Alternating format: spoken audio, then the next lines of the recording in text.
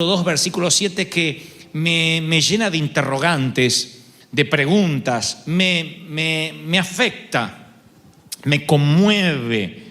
La palabra me moviliza cada vez que lo leo. Jueces 2:7 dice: el pueblo, habla de la iglesia, sirvió al Señor mientras vivieron Josué y los ancianos que le sobrevivieron, los cuales todos habían visto las obras que el Señor había hecho por Israel. Todos habían visto, y el pueblo sirvió a Dios porque habían visto las obras. Pero esa generación murió y surgió otra que no conocía al Señor, ni sabía lo que Él había hecho en el pasado por Israel, y abandonaron a Dios, al Dios de sus padres. Abandonaron al Dios que los había sacado de Egipto.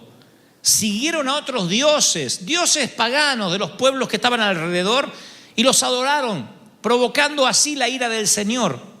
O sea que el ciclo de decadencia comenzó con la muerte de la generación que había tomado la tierra prometida y el surgimiento de una nueva generación. Y cuando Dios bendice una sociedad, siempre hay padres, hijos y nietos. Siempre hay 3 generaciones. Porque en Israel había una generación que nunca logró cambiar la mentalidad. Los que murieron en el desierto, los padres. Los que siguieron a Moisés, 40 años los tipos, y no se pudieron sacar la esclavitud de adentro. No se podían sacar más de 300 años de esclavitud, no se la podían sacar. O sea, Dios los sacó de Egipto, pero ellos nunca pudieron sacarse Egipto de adentro. Y entonces Dios los tenía dando vuelta y eran tan cabezones. Ustedes leen en la Biblia y dicen: pero ¿cómo puede ser? Les cae el pan del cielo, ni trabajar tienen que para el pan. Y apenas Moisés se perdía un instante allá arriba en la montaña, ya estaban adorando a dioses paganos. Ya estaban criticando, ya querían apedrear a Moisés, porque eran mentes de esclavos. Cuando Dios ve a ellos, dice: esta generación literalmente tiene que morir aquí. No están preparados para conquistar lo nuevo. Y yo sé y he visto a hombres y mujeres de Dios, y ahora hablo en términos espirituales, que han muerto sin poder ver un avivamiento, sin poder ver un mover de Dios, porque se murieron como odres viejos. No hablo de edad cronológica, insisto. Hay muchachos de 20 años que son odres viejos, y hay hombres de 70, 75 años que son odres nuevos. No hablo de edad cronológica, no es esta un insulto a la edad. Lo que trato de decir es que cuando Dios quiere bendecirte y nos cerramos, nos transformamos en esa generación de Israel que no pudo ver la gloria de Dios, que se murieron a razón, se presumen, de 400 funerales diarios. Iban muriendo, eran 4 millones, y todos murieron, y sus hijos fueron los que poseyeron la tierra prometida. Esos hijos, dice la Biblia, esa segunda generación, la generación de la era Josué, fueron testigos desde chiquitos de todo lo que Dios hacía. Tenían la inocencia de decir: papá, ¿y por qué cae maná del cielo? Y porque Dios nos manda para que nos alimentemos. Oh, papá, ¿viste lo que pasó? De la roca brotó agua y se abrió el mar. Yo era chiquito, pero contame la historia. Y antes de dormir, esos chiquititos se criaron en una atmósfera de milagros. Esos, creo, somos nosotros. Somos una iglesia joven. Nosotros somos una iglesia nueva. Una iglesia en una California seca, en un sur de California que decían que nada crece, que aquí las iglesias están condenadas a ser pequeñas. Somos una iglesia joven, somos una iglesia pura que le creemos todo al Señor y creyentes en que Él puede hacer las cosas nuevas y nos renueva y nos bendice. Así que creo que somos la generación Josué. Llegamos y conquistamos esta tierra, y esta tierra es nuestra. Y somos una generación que hemos visto los milagros, hemos visto. Pasan los años, ya cumplí 35, y no me puedo olvidar de la sanidad de mamá. No me puedo olvidar. ¿Cómo voy a olvidar que un día Dios entra a mi hogar, a nuestro hogar, y la sana hasta el día de hoy? Jamás pensé que iba a verla enfermarse de Alzheimer, de viejita. Yo pensé que se me moría ahí a los 44 años de edad. Pero Dios la sanó. Y pasan los años, hoy estoy siendo pastor, predicando, abriéndome paso en el mundo de los hombres de Dios, y no puedo olvidarme, soy de la generación Josué, soy de la generación que vio los milagros de Dios, no me lo contaron, yo vi los milagros de Dios. Entonces, yo no provengo de un seminario, sino de la vida real, ¿sí? Y muchos de ustedes son eso. Ahora viene la tercera generación, que son nuestros hijos. Y nuestros hijos, conforme la Biblia, es esta generación, esta tercera generación que nunca conoció lo que es ser esclavo, nació en una tierra que fluye leche y miel, y eso está bueno. Qué lindo darle a nuestros hijos una tierra que fluye leche y miel, darle prosperidad, abundancia. El tema es que lo dan por sentado. Y si dan por sentado la presencia de Dios, hasta lo sagrado se les vuelve común. Los ricos, los niños ricos no saben que son ricos. No saben. Los niños ricos dicen, quiero una PlayStation, ahora quiero una Xbox, ahora quiero, y el padre va y le regala. Y él cree que a todos los niños les pasa eso. Hasta que un día se choquean con el mundo real. Él cree que todos los niños suben a una limusín con los vidrios polarizados, cree que todos los niños andan con seguridad. Los hijos de los reyes no saben que los demás no son hijos de reyes. Dan todo por sentado. Por lo general, si no tienen buena terapia, salen al mundo como que el mundo les debe algo. Y esa es nuestra responsabilidad con la tercera generación, porque es una generación que no conoció por experiencia propia lo que significa ser salvado por Dios. Algunos de nuestros hijos nunca tendrán conciencia de lo que es ser salvado por Dios. Y cuando voy a la Biblia, uno dice, bueno, pero son nuestros hijos, yo los crío en un ambiente espiritual. El tema es que la Biblia habla de hijos de Dios y nunca habla de nietos de Dios. Y los nietos de Dios no existen como tal, ni como figura metafórica, ni como figura espiritual. Dios no tiene nietos, Dios no es abuelo de nadie. Dios es padre de todos, pero no es abuelo de nadie. Dios no es abuelo de nadie. ¿Qué hacemos o qué hacen los abuelos? Le dan a los nietos lo que los padres no le dan. Unos dulces, unos caramelos, le hacen comer todas las porquerías que mamá no le quiere dar de comer. ¿Qué hacen los nietos? No importa, la AU me va a dar. Y eso es lo que pasa con los nietos espirituales. No se comprometen, no diezman, no ofrendan, no oran, no buscan a Dios. No importa, a mí Dios me va a dar porque es mi abuelo. Y Dios no es el abuelo de nadie. Dios es padre. Y Dios quiere tener con sus hijos relación de padre e hijo. Y no le importa cuál sea tu apellido. Tu papá puede ser un gran predicador o un gran delincuente. Dios quiere tener intimidad con cada uno. Por eso me preocupa esta generación. Por eso me preocupa que nuestros jóvenes empiecen a dar por sentado la presencia de Dios. Y crea que presencia de Dios hay en todas las iglesias, que cualquiera que se una ya ora y cae la gloria. Y no es así. La presencia de Dios es un regalo que Dios le da a ciertas personas, a cierto pueblo. Y los nietos de Dios creen que lo han visto todos. Porque recuerda, tus padres, si tienes padres cristianos, pelearon batallas que tú no peleaste. Tus padres fueron salvados de una esclavitud que tú nunca experimentaste. Y es un engaño imaginar que tú no necesitas tanto a Dios como lo necesitaron tus padres. Y que nos acostumbremos a esto. Y creo, se lo he dicho más de una vez, cuando más sabemos de Dios, parece que menos adoramos. Por eso el Señor dice, sean como niños, sean como niños. Si no son niños no pueden entrar al reino de los cielos, sean como niños. ¿Por qué no dijo crezcan, sean adultos? Dice sean como niños. Para entender el reino uno tiene que asombrarse como niño. Porque cuanto más conocemos de Dios es como que adoramos menos. No es el oceanógrafo el que debería adorar más a Dios por descubrir los corales, los cardumen de peces desconocidos. No es el cirujano que ve latir el corazón en la mano que debería adorar a Dios por semejante creación. ¿No es acaso el que estudia las constelaciones el que debería decir wow, miren la cantidad de constelaciones que hay en el universo, más voy a adorar a Dios? Sin embargo, son los que menos adoran y los más ateos. Entre los médicos hay muchísimos ateos, entre los astrónomos hay muchísimos ateos y entre los científicos muchísimos ateos, porque dicen todo tiene una explicación y sacan a Dios de la ecuación. Más conocen, más se alejan del Señor. Lo mismo pasa en la iglesia. Si las iglesias más duras y más muertas son donde hay más teólogos. Si las iglesias más duras al mover de Dios son cuando más la gente a veces estudia la Biblia y busca la vuelta, y este es apóstata y el otro es falso profeta y este es el libro que dice y esta es la gran ramera. Están tan preocupados por la letra que se olvidan del espíritu. Y cuando se olvidan del espíritu, conocen tanto de Dios que dejan de adorarlo. ¿Soy claro lo que intento decir, sí o no? Por eso algunos duermen en el servicio, por eso se les hace tedioso. Por eso algunos bostezan, porque dice, ¿cuándo va a terminar? Porque son nietos de Dios, porque nunca tuvieron un encuentro personal con Dios. Mi encuentro con Dios no te sirve.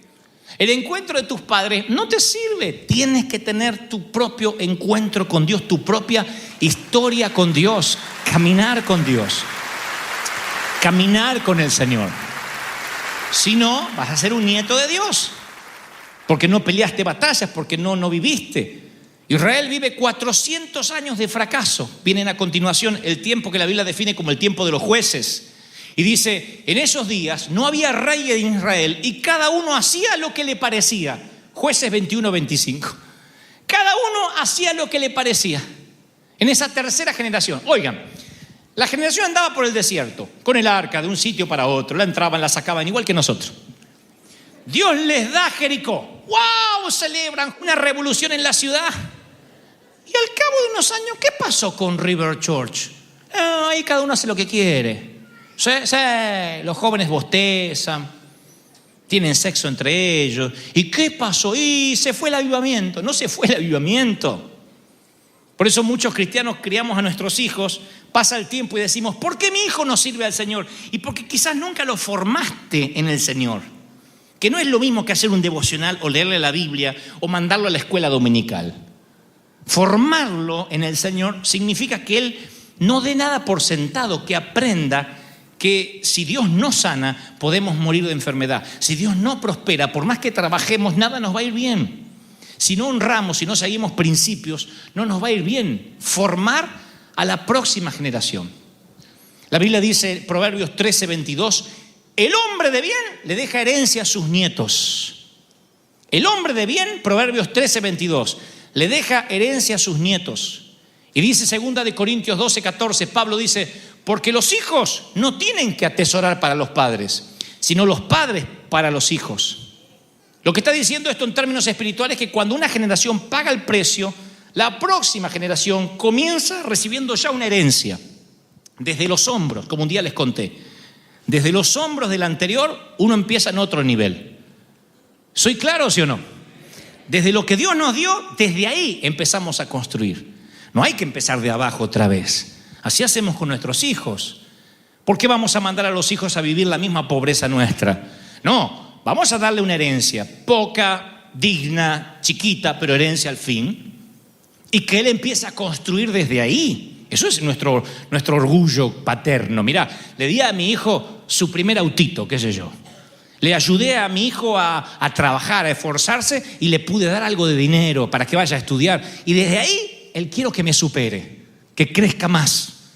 Quiero que todo lo que a mí me costó años, que lo logre en meses.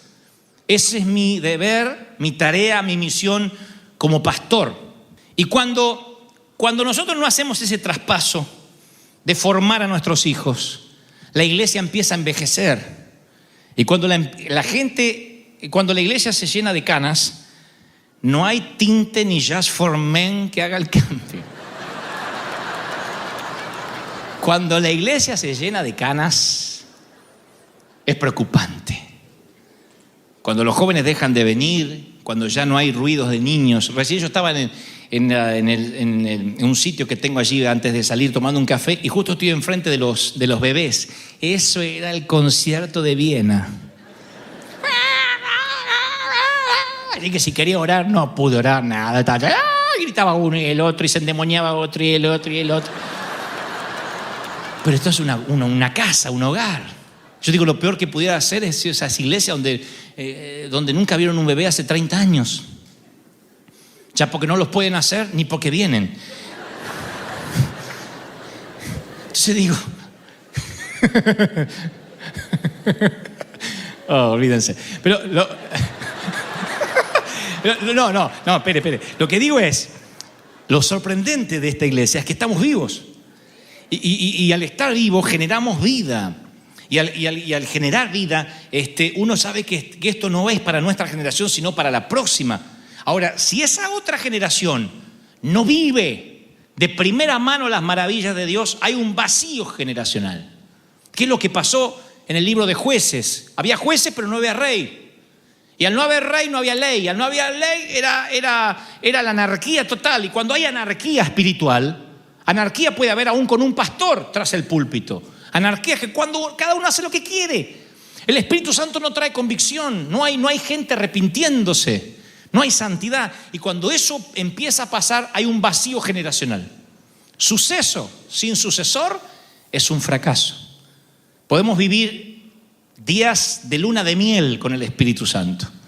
Si en 15 o 20 años perdemos a nuestros hijos, o están en la droga, o están divorciados, o están en alcohol, o en sexo promiscuo, habremos perdido la batalla. Por eso este es el tiempo de disfrutarlo y también de beber todo lo que podamos para transmitir. Yo trabajaré hasta el último día de mi vida para que lo sagrado no se vuelva común. Siempre digo, es nuestra tarea hacerlo todos los días. No dar nada por sentado. No dar nada por sentado a nadie. No estar seguro de nada ni de nadie, sino todos los días trabajar en lo que Dios te manda hacer. ¿Me siguen, sí o no? Todos los días. Pero Dios tiene una solución. Se las voy a dar y para culminar. La solución es que Dios le dice, cuando Israel estaba por entrar a la tierra, luego de 40 años le dio una instrucción, dijo, hazte cuchillos afilados y vuelve a circuncidar a los hijos de Israel. Josué 5:2. Dios le da una ley, una ordenanza a Josué. Le dice, hay muchos de ustedes que son nietos, que no me conocieron, nacieron en el desierto y no están circuncidados. La circuncisión era el pacto de Dios con su pueblo. Los niños se los circuncidaban, era un pacto, era mostrar que había una relación con su Dios. Era un lugar en las zonas íntimas del hombre donde se separaba lo que simbolizaba la carne. Representaba la circuncisión un corte en aquellos lugares ocultos, que es siempre donde los hombres necesitan un corte espiritual, en los lugares ocultos, en los asuntos secretos. Y Dios le dice, quiero que vuelvas a circuncidar a todos aquellos que no están circuncidados, quiero que traigas una nueva santificación porque no estoy dispuesto a perder una generación. Quiero que hables con los hombres de tu congregación y a aquellos que están estancados en la niñez, pero no en la niñez espiritual, sino en la niñez carnal, que son niños, que no son sacerdotes, que no son sacerdotes del hogar, que sus hijos ven que se quejan de los diezmos, que llegan tarde al servicio, que sus hijos ven que no quieren congregarse, que sus padres viven discutiendo. Esos hijos se van a perder a menos que esos padres se santifiquen. Trae una nueva circuncisión, trae una nueva palabra para ellos para que sean santificados. Dios dice, hoy quiero que vuelvan a las bases, que haya un nuevo pacto, un compromiso con Dios, que nunca nos apartaremos de Él, que amaremos al Señor, no importa si naciste en el desierto o recién te sumaste a la iglesia. Dios dice, hay un corte que tienes que hacer, hay un corte con las cosas que te atan, con las cosas que no te dejan subir a una nueva dimensión, a un nuevo nivel, y eso es lo que el Espíritu Santo nos está pidiendo hoy, para que no se pierda la próxima generación. Otra vez que vuelvan a las bases, que recuerden por qué están, que recuerden que yo los redimí, que recuerden que yo los traje con un propósito. Porque si olvidan el propósito, van a perder a la próxima generación. Y si Dios nos permitió estar cerca del querido doctor Schuller, es para que algo hayamos aprendido algunos de nosotros. Que puedes tener un gran mover del espíritu a nivel nacional y puedes perderlo de la noche a la mañana así. Sea tu edificio redondo o de vidrio, algo tenemos que aprender. Cuando Dios te permite estar en un funeral y la viuda te dice, se murió chupando vino, aprende algo. No sé si se entendió la metáfora. Claro, y a veces uno no aprende nada. Vamos a decir, ¿y de qué murió tan joven? Y lo vemos al muchacho ahí de 40 años en el cajón. Y no hacía ejercicio y comía hamburguesa y tuvimos que pedir doble cajón porque no hay cómo cerrarlo de la panza. Algo, que aprendas algo. De los funerales se aprende. Algo tenemos que aprender. De las muertes de la iglesia, algo tenemos que aprender. Decir, Señor, a ver cómo puedo evitarlo. Y esto es algo que tenemos que aprenderlo para nosotros y para los hijos. Hay aquí gente separada, divorciada. Bueno, el casamiento es la unión de dos agendas hacia un solo destino. Pero a veces te tuviste que divorciar, te tuviste que separar, la cosa no anduvo como pastores yo entiendo de que hay personas que ya llegan divorciadas, otras que el matrimonio está irremediablemente roto, que también lo dice la Biblia, no la doctora Polo, y está allí. No, porque algunos dicen...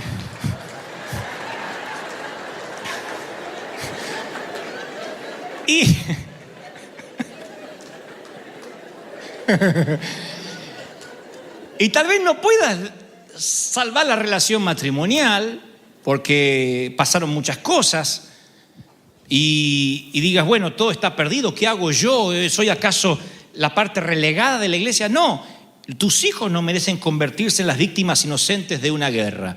No puedes permitir que se pierdan los retoños porque todos los años habrán sido en vano, tanto dolor no tendrá sentido.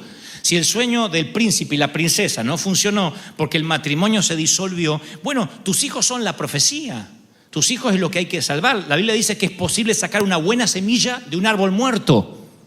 Entonces, ¿qué intento decir con esto? No es pro divorcio, no estoy diciendo divórciense. Lo que trato de decir es, aún los divorciados dicen, bueno, pero ¿qué me queda a mí? Mis hijos vivieron el divorcio, vivieron la separación, tuve que criar a mis hijos sola. Aún así, tu obligación es salvar los retoños. Del árbol muerto, Dios también puede sacar una semilla. ¿O no hemos conocido predicadores que han sido frutos de una violación? ¿O no hemos conocido niños con una familia disfuncional como este servidor, donde toda mi primera etapa de la niñez la viví solo, en una cunita, haciéndome encima, porque ni me cambiaban, porque mamá no tenía fuerza, mi hermano no sabía, mi papá estaba borracho. Y eso no me impidió ser un hombre de bien, porque Dios hace que de un árbol que está roto, putrefacto, Dios saca la semilla y la transforma en bendición. ¿Cuántos reciben esta palabra? Dígame, amén, aleluya. ¿Cuántos la reciben? Dígame amén. Grábate estas palabras en el corazón. Incúlcaselas a tus hijos. Háblales de ella cuando estés en tu casa, cuando vayas por el camino, Deuteronomio 6:6. Cuando te acuestes, cuando te levantes. Miren la orden de Dios. Ojalá dijera con que mandes tus chicos a la escuela dominical para que no te molesten.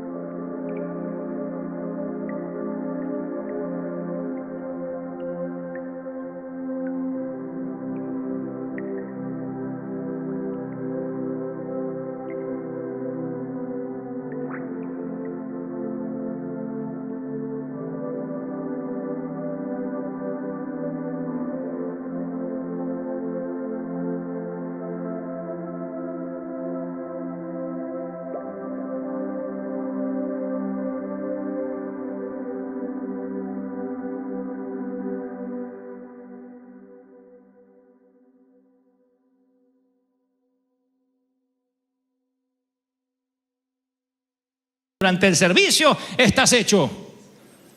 Grábate estas palabras, incúlcaselas a tus hijos. Háblales cuando estés en tu casa. Y cuando vayas por el camino de vacaciones, no dejes la Biblia. Dios no se toma vacaciones contigo, tampoco te tomes vacaciones de Dios. Llévate la Biblia. Cuando te acuestes y cuando te levantes, átalas a tu mano como un signo. Llévalas en tu frente como una marca. Escríbelas en los postes de tu casa y en los portones de tus ciudades, para que cuando estés de compra por las tiendas también lo veas. Miren lo interesado que está Dios, que en la educación primaria de los hijos esté el Señor. Rodearse de recordatorio, un registro personal de la historia con Dios imparte la bendición. Me rehúso y me resigno y renuncio a perder una generación. Si después de predicarle a 90.000, 100.000 jóvenes en estadios repletos en Buenos Aires, perdiera la juventud de River Church, habrá sido todo en vano. Así que no me importa si eres hijo de divorciados, de separados, de madre soltera, abandonado, si nunca tuviste padres. El Señor me dice que no deje a nadie atrás, que ningún soldado quedará atrás. Aún los que quedaron cuidando el bagaje, como los que fueron a la guerra, todos son oficiales. Y este tiempo ha de ser vivido para toda la familia. Y lo que vamos a hacer es un paso generacional para que otros sean bendecidos. Si el Señor no viene antes y nos toca partir, y todos nosotros eventualmente muramos, porque todos vamos a morir. ¿Sabían la noticia esa? Todos vamos a morir. Algún día nos iremos. Quizás el Señor venga y nos vamos todos. Y si no, y bueno, nos tocará partir. Algunos cerraremos los ojos de otros y diremos chao. Te veo en el cielo. Otros quizás no estemos ahí cuando te toque partir.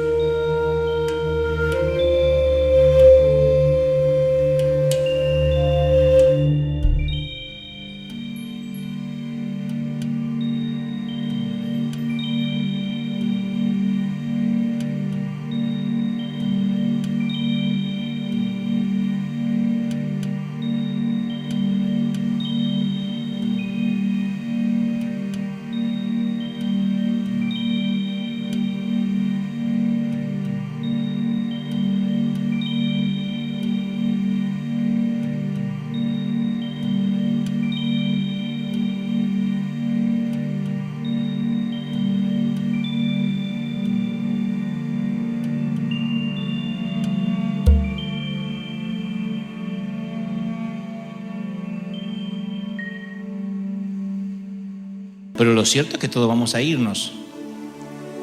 Y debemos haber dejado un legado que permanezca. Que si el Señor no viene, se hable de River Church, se hable de la iglesia. Y aunque los nombres nuestros se vayan olvidando, las generaciones, los hijos, digan: yo crecí mirando la fe de papá, la fe del abuelo, pero luego tuve mi propio encuentro con Dios. Y ese encuentro hizo que lo traspasara a mis hijos. Y no se perdió ninguna generación, por tanto no hubo ningún vacío ni campamento del enemigo. Porque me lo inculcaron, me lo metieron.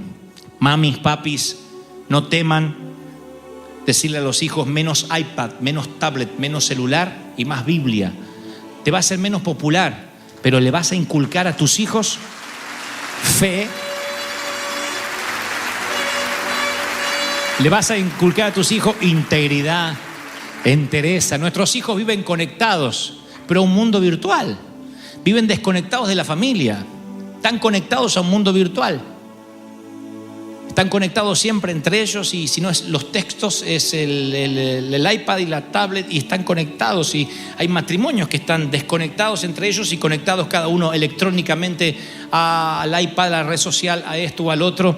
Y hay un momento en la vida donde esa desconexión atenta literalmente contra lo que vaya a pasar con los hijos. Y es nuestra responsabilidad, aunque tengamos que ser un poco antiguos, es nuestra responsabilidad decir: Señor, no vamos a perder la profecía, vamos a salvar la profecía.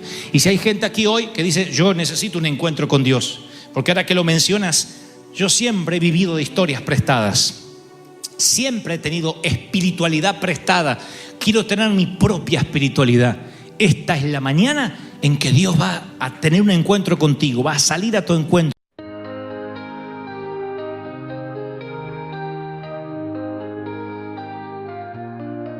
In the neon twilight, where the shadows play, I'm drifting on echoes in a timeless way, with a heart full of mystery and a soul so keen. I'm dancing through layers in this haunting scene. Melodic whispers, like a distant tide. In this experimental rhythm, I'm here by a symphony of dreams in an indie rock scene. In this late dance, where my heart's been, all lost in the music, in a synthwave dream, with a classic tune that I can't quite seem. Lay a female voice in the alt rock light, in this haunting song where dreams ignite.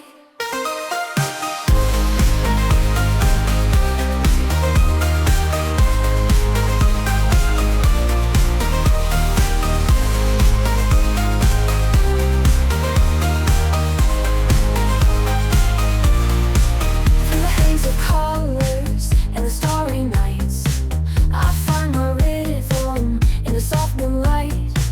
Echoes of the past, they whisper sweet, in this rock world where the beat repeats. Melodic whispers, like a distant tide. In this experimental rhythm, I'm here to buy a symphony of dreams in an indie rock scene. In this late dance, where my heart's been, all lost in the music, in a synthwave dream, with a classic tune that I can't quite seem. Lay a female voice in the alt rock light, in this haunting song where dreams ignite.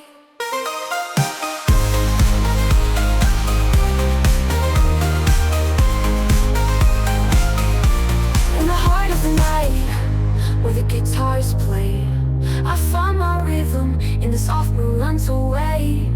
A sweet surrender to the rock beat, in this haunting moment where my heart skips a beat. All lost in the music, in the synthwave dream, with a classic tune that I can't quite see. Lay female voice